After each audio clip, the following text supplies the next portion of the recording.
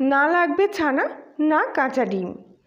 রসালো নরম তুলতুলে স্পঞ্জি এই মালাই চপ খুব সহজে মাত্র 10 মিনিটে কোনো রকম ঝামেলা ছাড়াই এভাবে একবার বানিয়ে খেয়ে দেখুন।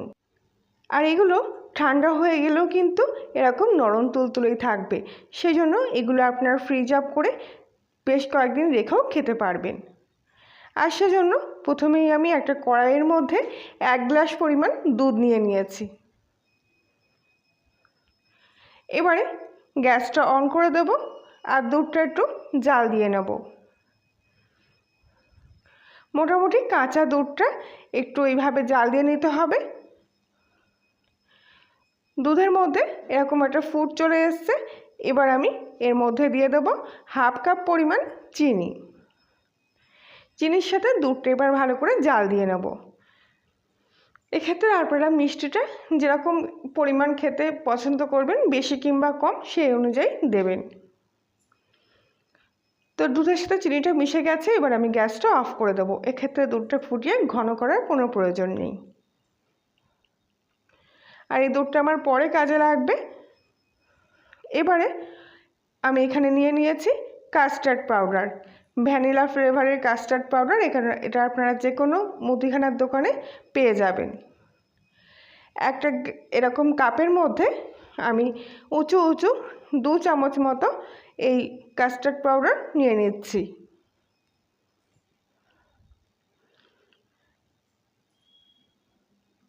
এবারে একটু লিকুইড দুধ নিয়েছি। অল্প অল্প করে দুধ দিয়ে এই কাস্টার্ড পাউডারটা দুধের সাথে গুলে নেব। মোটামুটি গুলতে যেটুকু পরিমাণ দুধ লাগবে সেটুকু পরিমাণ দুধ দিলাম। আর এবার আমি দেখাচ্ছি এই গোলাটার ঘনত্ব কেমন হবে। এই দেখুন, একেবারে খুব একটা পাতলাও না, আবার একেবারে থকথকে ঘনও না, ঠিক এই দুটোর মাঝ বরাবর এই মিশ্রণটা তৈরি করে নিতে হবে। তো এটাও আমি সরিয়ে রাখছি এখান থেকে, এটা পরে কাজে লাগবে। এবার এখানে আমি অন্য একটা পাত্রের মধ্যে 1 কাপ পরিমাণ গুঁড়ো দুধ নিয়েছি। এর মধ্যে দিয়ে দিচ্ছি 1/4 টেবিল স্পুন মতো বেকিং পাউডার। এবারে এই বেকিং পাউডারটা গুঁড়ো দুধের সাথে খুব ভালো করে এখানে মিশিয়ে নিচ্ছি। যেহেতু আমি এখানে ডিম ব্যবহার করছি না, তাই বেকিং পাউডারটা একটু বেশি করে দিলাম। এবার এর মধ্যে নিয়ে নিচ্ছি 1 চামচ পরিমাণ ঘি। ঘিয়ের পরিমাণটা খুব একটা বেশি দেবেন না, তাহলে কিন্তু গুঁড়ো দুধটা মাখা একেবারে খাস্তা হয়ে গেলে তখন কিন্তু মিষ্টিগুলো ভেঙে যেতে পারে। এবার ঘিয়ের সাথে গুঁড়ো দুধটা খুব ভালো করে মিশিয়ে নিলাম। আর হ্যাঁ, একটা কথা বলছি, ময়দা কিন্তু এখানে একেবারেই ব্যবহার করবেন না। আটা, ময়দা এসব ব্যবহার করবেন না, করলে পরে কিন্তু মিষ্টিগুলো নাল জাতীয় হবে আর ভেতর থেকে কিন্তু শক্ত হয়ে যাবে। তো এবার গুঁড়ো দুধটা খুব ভালো করে ঘিয়ের সাথে এরকম একটু মিশিয়ে নিয়েছি। আর এই পর্যায়ে এরকম ঝুরঝুরে মতো হয়েছে। এবারে আগে থেকে যে কাস্টার্ড পাউডারটা আমি সামান্য দুধে গুলে রেখেছিলাম, তার থেকে ঠিক অল্প অল্প করে এরকম চামচে করে নিয়ে এর ওপর থেকে দেব আর মেখে নেব। প্রথম অবস্থায় 2 চামচ মতো দিয়েছি, তাতে হালকা একটু নরম হয়ে, তারপর আবার এরকম চামচ করে আমি এই কাস্টার্ডের গোলাটার মধ্যে দিয়ে ভালো করে মেখে নেব।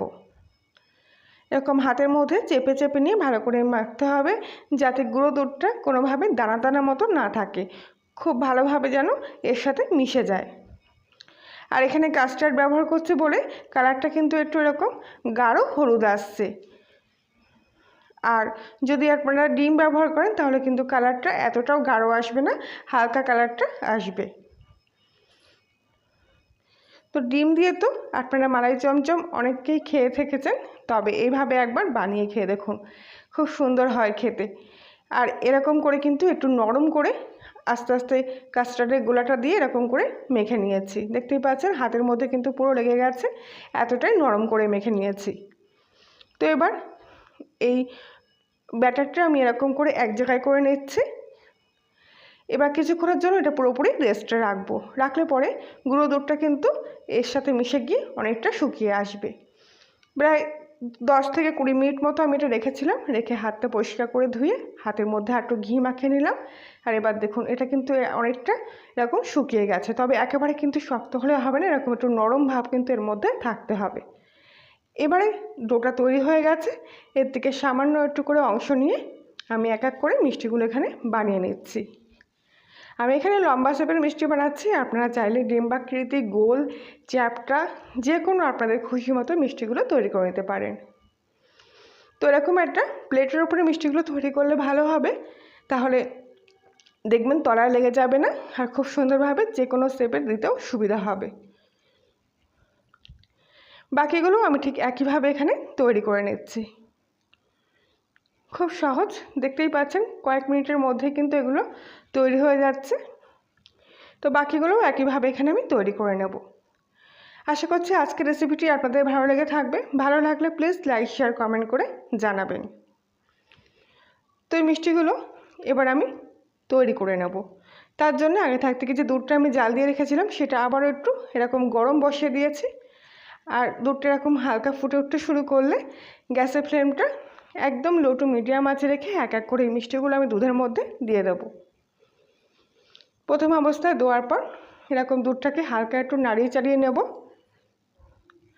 1-2 মিনিট মতো এইভাবে একটু দুধটা নাড়িয়ে নেওয়ার পর এবার ঢাকা দিয়ে দেবো। আর এই সময় গ্যাসের ফ্লেমটা একটু কমিয়ে দেবো। কাচের ঢাকনা হলে ভালো হয়, তবে আমার কাছে কাচের ঢাকনা ছিল না, তাই আমি স্টিলের ঢাকনা দিয়েই ঢেকে দিচ্ছি। কাচের ঢাকনা হলে দেখতে সুবিধা হয় যে দুধটা উদলে উঠছে কিনা। তো এরকম যে দুধটা এরকম উদলে উঠবে সেই ঢাকনাটা খুলে দিয়ে হাওয়াটা বের করে দিতে হবে, আবারও ঢেকে দিতে হবে। এরকম করে মোটামুটি 10 থেকে 15 মিনিট মতো ভালো করে এই মিষ্টিগুলোকে দুধের মধ্যে ফুটিয়ে নিতে হবে। কিছুক্ষণের মধ্যেই দেখতে পাচ্ছেন মিষ্টিগুলো কিন্তু আস্তে আস্তে ফুলে উঠছে। তো এখনও একটু ফুলবে, তার জন্যে দুধটাকে এইভাবে নাড়িয়ে চাড়িয়ে একটু ঘুরিয়ে ঘুরিয়ে নিচ্ছি, যাতে মিষ্টিগুলো সব দিকটা গরম দুধের তাপটা পায়।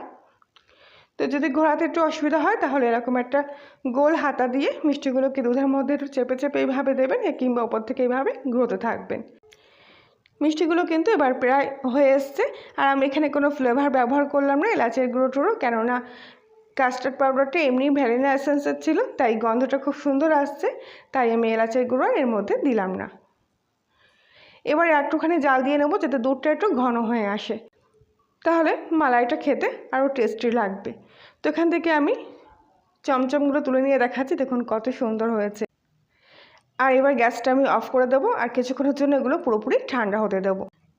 তবে এগুলো আপনারা কিছুক্ষণের জন্য ফ্রিজে রেখে তারপরেও খেতে পারেন, সেটা সম্পূর্ণ আপনাদের ইচ্ছা। তো এবারে অন্য একটা পাত্রের মধ্যে আমি এই মালাই চপগুলো তুলে নিচ্ছি। দেখুন কত সুন্দর হয়েছে।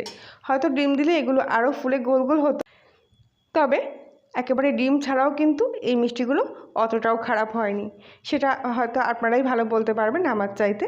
তবে এখান থেকে আমি 2-1টা মিষ্টি কেটে নিয়ে দেখাচ্ছি, দেখুন কত সুন্দর নরম তুলতুলে আর রসালো স্পঞ্জি হয়েছে। আর রোজকার মতো আবারও বলছি, আপনি যদি কলিনের রান্নাঘর চ্যানেলটিতে নতুন সদস্য হয়ে থাকেন তাহলে প্লিজ একটি সাবস্ক্রাইব করে দেবেন। আর এই মিষ্টিগুলো কিন্তু আপনারা কদিন ধরে ফ্রিজে রেখে খেলেও কিন্তু শক্ত হয়ে যাবে না, ঠিক এরকম রসালো নরম তুলতুলেই থাকবে।